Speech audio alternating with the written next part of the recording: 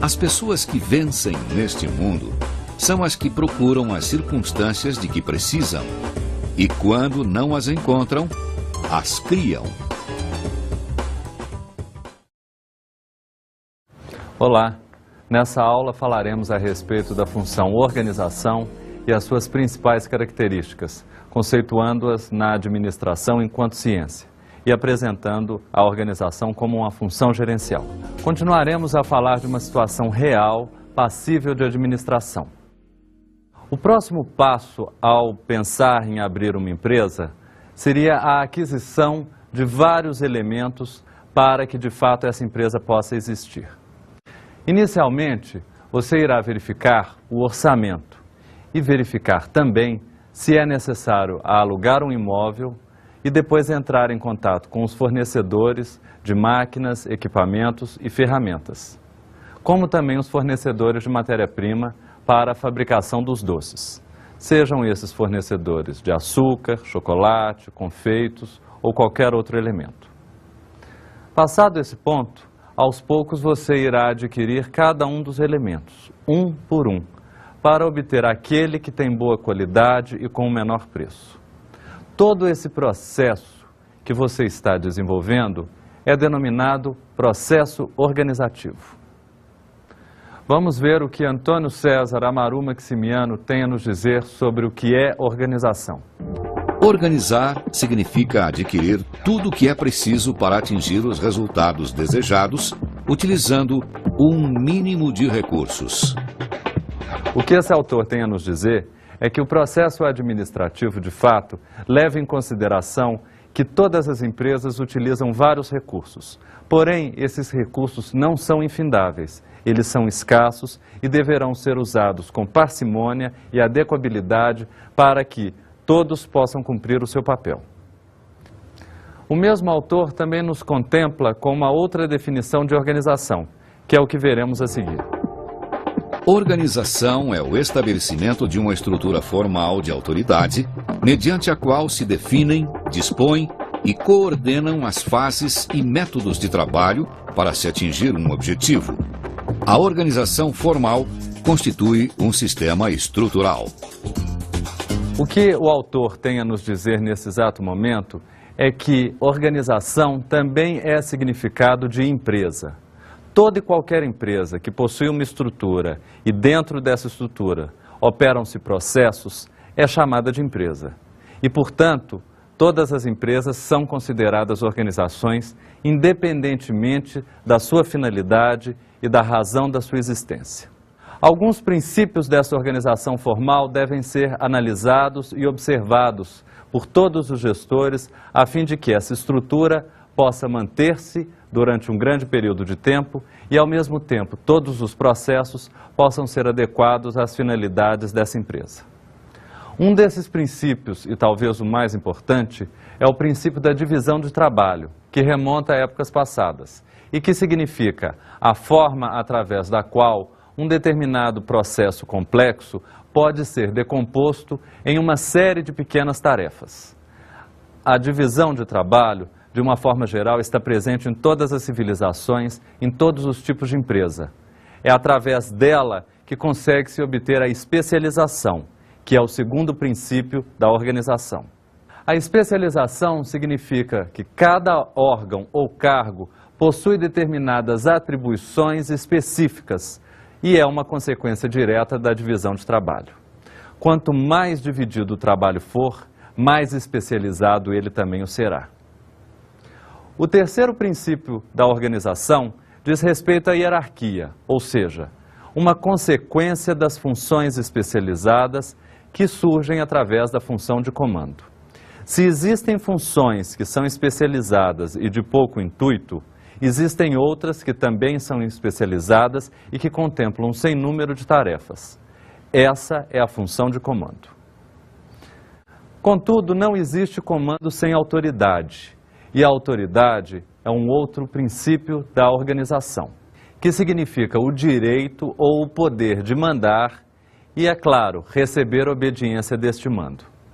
Não existe autoridade quando não há obediência e, portanto, o que devemos verificar é que quanto mais alto o nível hierárquico de uma pessoa e, portanto, quanto maior a sua função de comando, maior deverá ser também a sua autoridade.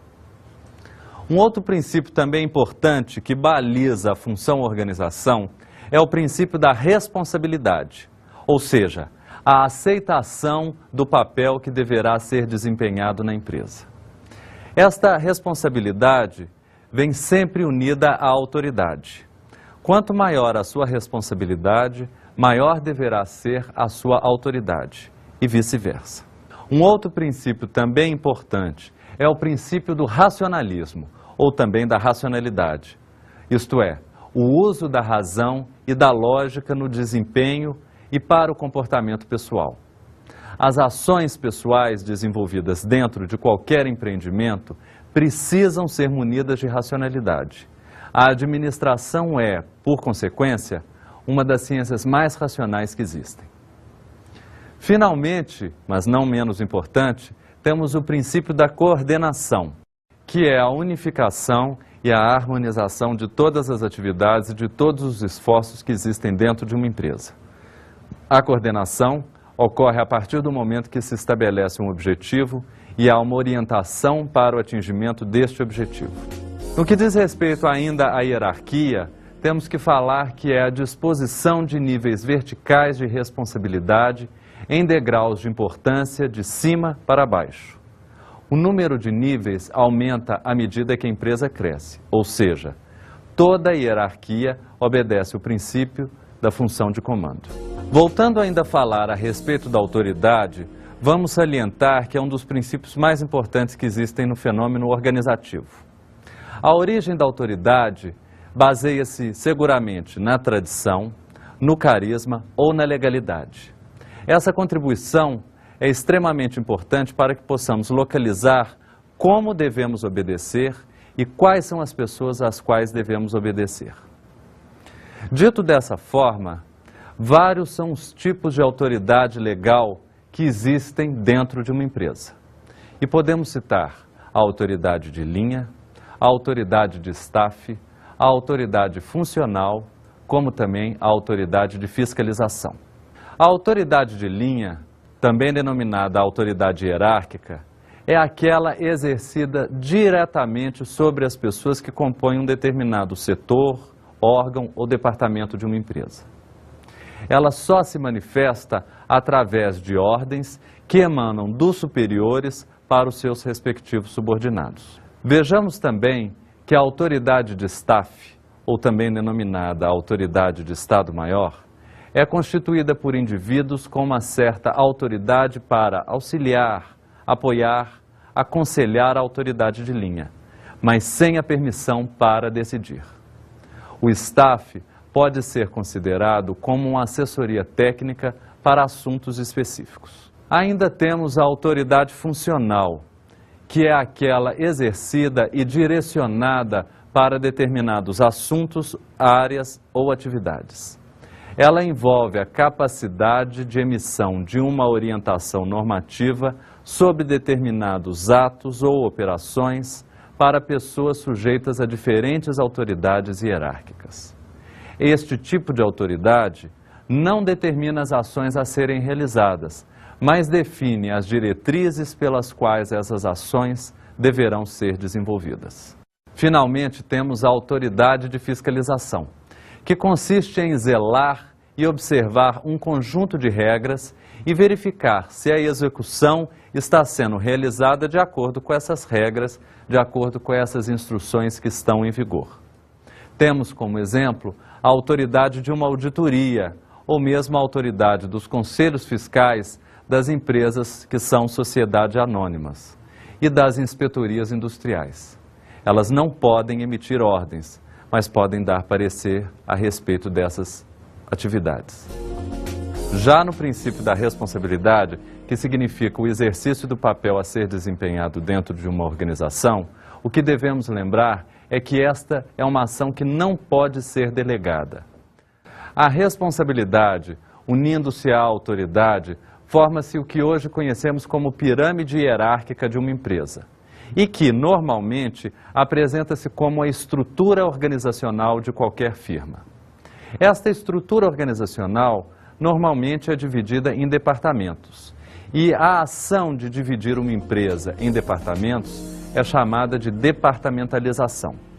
Este é um procedimento que estabelece unidades compostas de grupos com determinadas funções relacionadas e interativas. Essas atividades são agrupadas de forma lógica e obedecem a uma série de critérios.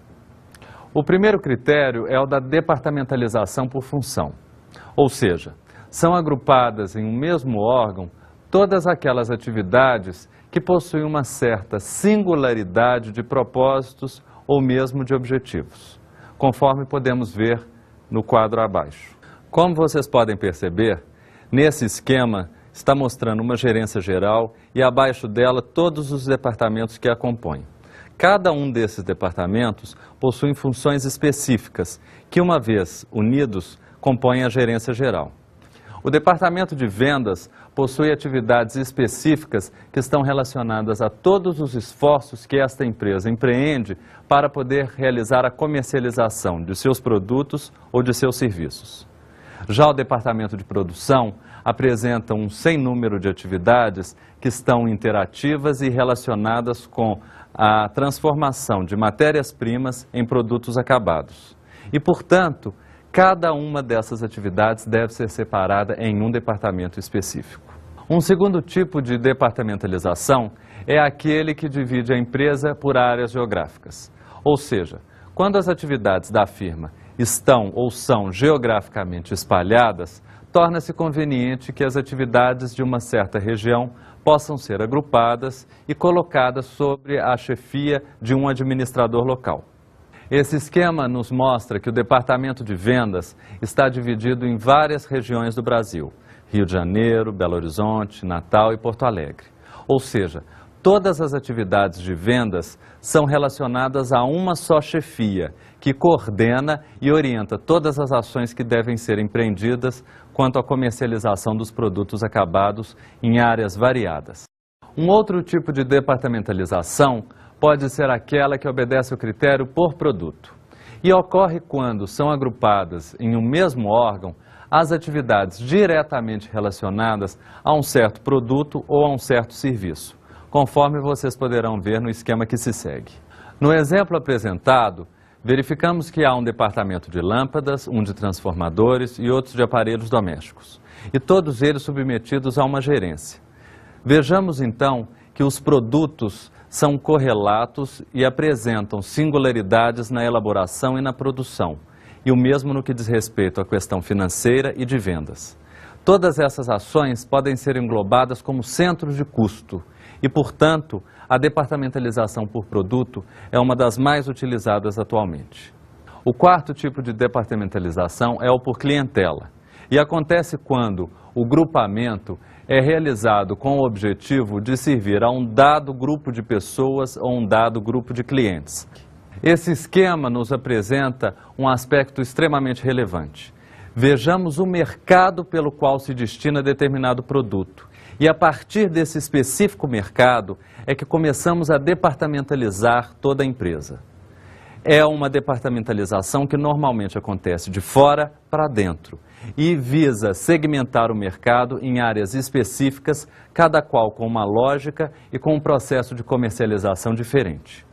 O último tipo de departamentalização obedece ao critério de processo e ocorre no momento em que várias pessoas que trabalham com o mesmo equipamento ou desenvolvem uma mesma técnica estão reunidas em um só departamento, em uma só área, conforme poderemos ver no esquema que se segue. Esse esquema nos apresenta como sendo um protótipo da divisão de trabalho. Toda a divisão de trabalho acontece porque existem tarefas e existem processos que podem ser agrupados. E tal como apresentado, a equipe de divisão médica possui, dentre seus elementos, alguns específicos para a área de radiologia, alguns específicos para outras áreas. E, portanto, cada um deve desenvolver um processo que, complementando, formará todo o objetivo daquele departamento. Alguns fatores a considerar ainda na departamentalização. Conforme podemos ter visto, independentemente do tipo de departamentalização que a empresa opte, em adaptar-se, alguns fatores devem ser seguidos. Inicialmente, a especialização, que leva em consideração o tipo de especialidade de cada caso. Num segundo momento, devemos levar em consideração a facilidade de controle, ou seja, o critério escolhido deve primar pela simplificação do processo de controle pelo qual ele se submete. Já num terceiro fator, o auxílio na coordenação, isto é, a diversidade de operações de uma empresa requer uma estrita coordenação de todas as suas funções e, por isso, todos devem estar subordinados a um só chefe. Um quarto item a ser considerado é a redução das despesas, ou seja, verificar se a departamentalização proposta está justificada quanto ao seu custo, se ela não é tão cara ou tão barata. Vejamos agora, no nosso quadro Grandes Administradores, a história de Antônio Hermílio de Moraes e toda a sua contribuição para a administração.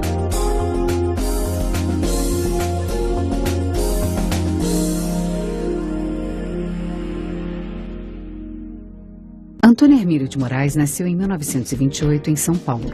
Formou-se engenheiro metalúrgico nos Estados Unidos. Em 1949, voltou ao Brasil e começou a trabalhar no Grupo Votorantim. Em 1955, fundou sua própria firma, a Companhia Brasileira de Alumínio.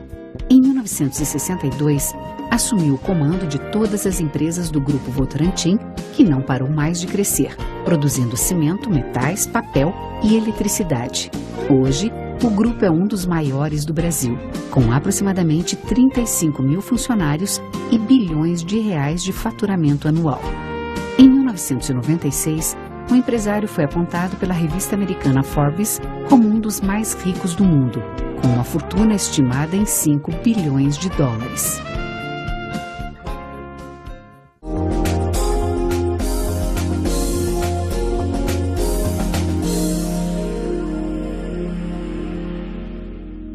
A história de Antônio Hermílio de Moraes tem tudo a ver com a função organização. Ele possui várias empresas e cada uma possui um formato organizativo distinto, um formato departamental distinto. Algumas seguem o critério de departamentalização por produto e outras seguem o critério da departamentalização por clientela. Independentemente de qual motivo tenha levado a esse formato organizativo, todas elas são empresas de sucesso e merecem ser observadas de perto por todos os administradores. Além da função organização, temos ainda alguns tipos de atividades organizativas que podem ser agrupadas e que normalmente facilitam a atividade estrutural de qualquer empresa. O primeiro tipo de atividade organizativa é a atividade de direção. A atividade de direção é aquela que compõe o conjunto de esforços no nível hierárquico mais alto de uma companhia, visando determinar os objetivos da empresa e promover a sua realização através da relação de recursos humanos e materiais. É neste nível que ocorre a elaboração das estratégias empresariais e, portanto, é nesse nível que as maiores decisões empresariais são tomadas. Um segundo tipo de função administrativa é a atividade fim, ou também denominada atividade substantiva. São aquelas que constituem o conjunto de esforços de estudo ou de execução, visando realizar os fins pelos quais a empresa se propõe. Ou seja, são as atividades gerenciais, as atividades que visam a eleição de vários recursos e a otimização desses recursos para chegar ao objetivo proposto. Um terceiro tipo de atividade organizativa é a atividade meio, ou também denominada atividade adjetiva. São aquelas que constituem o conjunto de esforços de estudo ou de execução com o objetivo de apoiar, facilitar, auxiliar a realização dos fins da empresa. Ou seja, são atividades normalmente de assessoria que compõem as atividades meio. Finalmente, temos as atividades quase fim, ou seja, certas atividades fronteiriças que são de difícil rotulação e categorização. Seriam basicamente as atividades meios assimiláveis às atividades fins, ou seja, qual é a interface existente entre a gerência e a operacionalização da produção. Dentro da função organização, ainda temos um outro dilema que influencia diretamente na composição estrutural de qualquer empresa. Esse dilema é o dilema do processo decisório: centralização ou descentralização. A centralização é a atitude que promove a uniformidade de ação. Em decisões que envolvem custos mais altos, normalmente a centralização é a melhor opção do administrador. Na definição de certas políticas e das diretrizes empresariais, a centralização continua sendo como a melhor opção a ser decidida dentro de uma empresa. A descentralização administrativa está sempre unida à delegação de autoridade. Quanto mais delega-se a autoridade, mais descentralizado fica-se o processo. E a descentralização pode nos proporcionar também algumas vantagens. Ela libera os executivos de alto escalão para um grande número de atividades que envolvem um grande número de detalhes. A descentralização também proporciona uma maior rapidez na resolução de problemas e, portanto, um processo decisório facilitado. Ela também estimula a iniciativa e o senso de responsabilidade em todas as pessoas. Independentemente da opção de uma organização em centralizar algumas atividades ou descentralizá-las, o que é bem verdade é que todas as organizações possuem uma certa cultura, e essa cultura deve ser obedecida quando as pessoas participam ou não de um processo decisório. O que podemos perceber é que, independentemente da opção em ter um processo decisório centralizado ou um processo decisório descentralizado, todos oferecem à organização vantagens e benefícios. A bem da verdade, o que vemos na administração contemporânea é que os processos decisórios que levam em consideração uma quantidade maior de pessoas têm sido mais benéficos para a empresa. As empresas que permitem ouvir e permitem que o trabalhador exponha suas ideias, normalmente são aquelas que aumentam o seu grau de competitividade. É bem verdade que o processo decisório centralizado oferece como benefício inequívoco a redução de custos. Contudo, quanto menor a quantidade de pessoas que tomam decisão, e até mesmo uma pessoa tomando decisão, não permite que a empresa atinja seus objetivos de uma forma viável e uma forma exequível, pois uma pessoa só não consegue ter uma visão do todo empresarial. A função organização, desde o período da constituição das empresas na Revolução Industrial até a atualidade, tem passado por um sem número de dilemas. Centralizar ou descentralizar, departamentalizar mais ou departamentalizar menos, criar estruturas organizacionais altas e verticais ou criar estruturas organizacionais horizontalizadas. Independentemente da opção do gestor em saber se essa estrutura é melhor do que a outra estrutura, o que nos chama a atenção é que a estrutura empresarial e todo o processo que ocorre dentro dela são de significativa importância para o sucesso empresarial. A competitividade das empresas hoje está unida a um tipo de estrutura que lhe permita atingir os objetivos com fluidez e flexibilidade. E nem todas as estruturas organizacionais seguem esses princípios. Independentemente de qual deva ser a opção do gestor, o que temos a oferecer hoje são mais e mais dilemas. Todos eles de difícil resolução, mas todos eles ligados diretamente à função organização.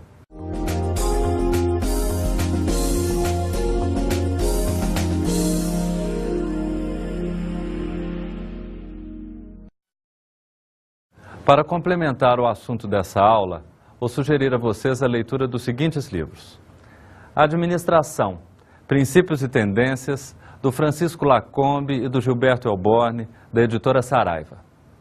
Do Antônio César Amaru Maximiano, Teoria Geral da Administração, da Revolução Urbana à Revolução Digital, da editora Atlas. E do Richard Duff, Administração,